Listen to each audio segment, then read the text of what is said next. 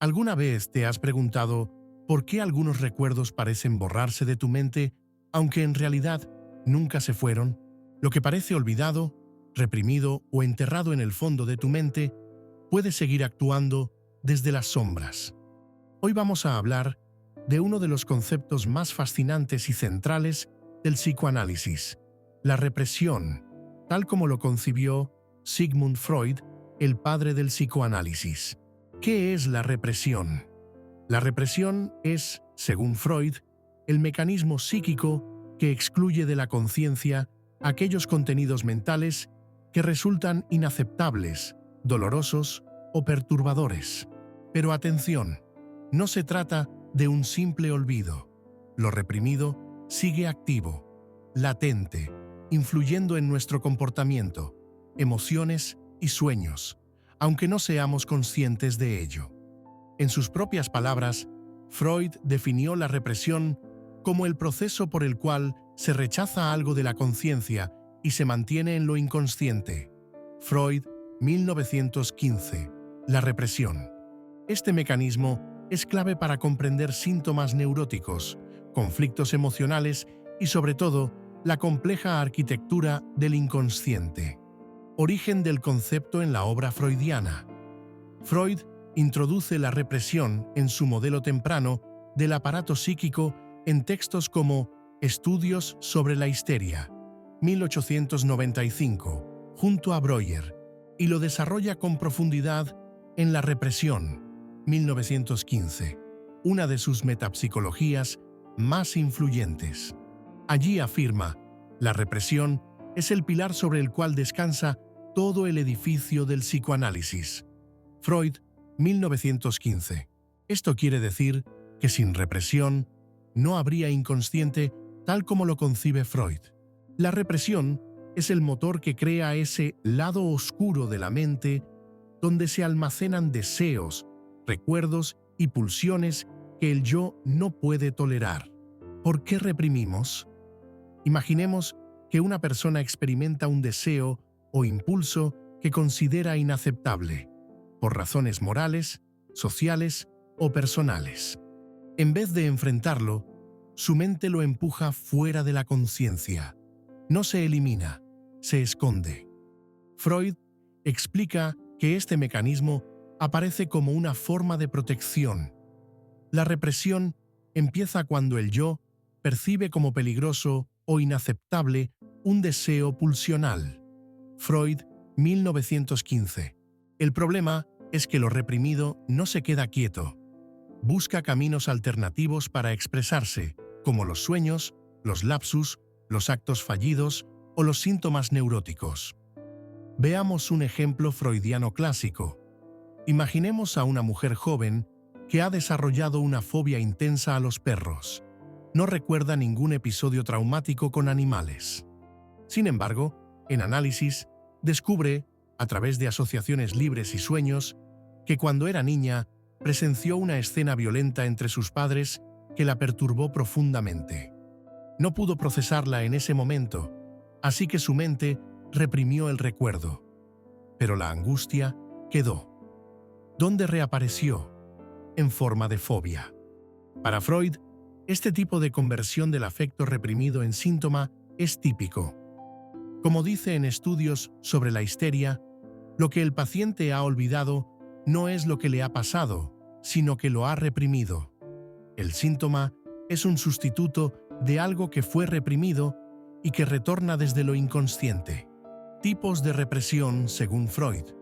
En su desarrollo teórico, Freud distingue varios momentos de la represión. 1.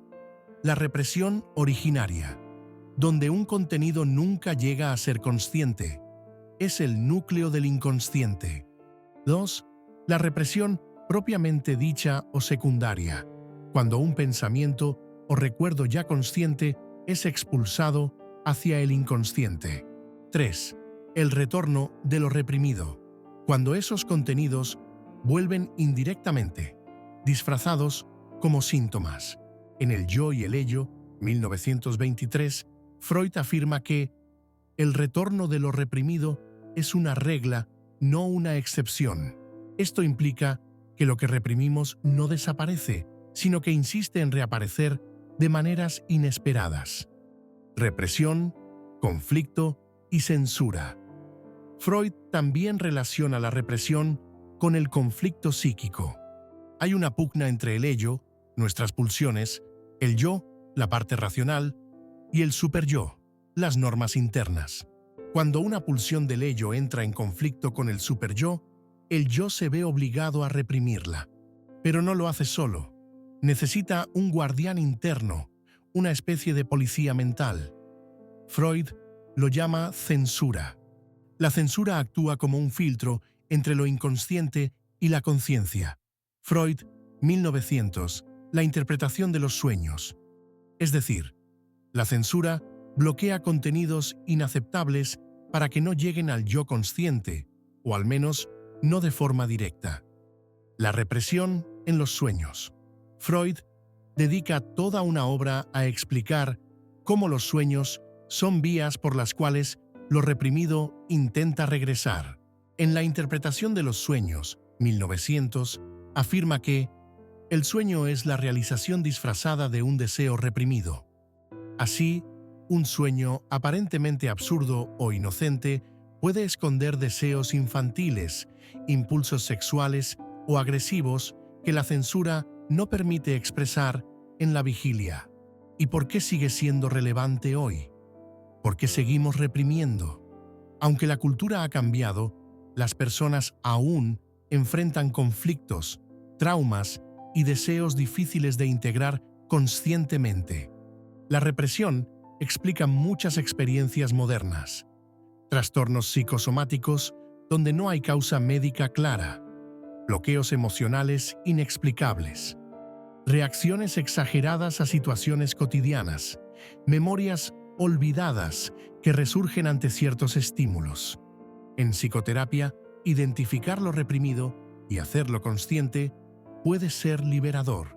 Como escribió Freud, hacer consciente lo inconsciente es la cura. Además, en una época donde la salud mental es más visible, comprender los mecanismos de defensa, como la represión, nos permite entendernos mejor y ser más empáticos con los otros. Conclusión. La represión no es un acto voluntario. No decidimos qué olvidar, sino que nuestro aparato psíquico actúa para protegernos. Pero esa protección tiene un precio. Lo que se reprime, retorna.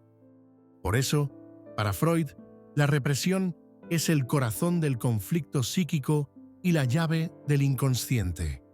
Como escribió en una de sus obras fundamentales, la represión fracasa, lo reprimido se abre paso, aunque de forma deformada. Freud, 1915. Reconocer este mecanismo es el primer paso para entender nuestras contradicciones, síntomas y emociones más profundas. Si este vídeo te ha resultado interesante, suscríbete al canal y déjame en los comentarios qué otros conceptos del psicoanálisis te gustaría que expongamos. Hasta la próxima.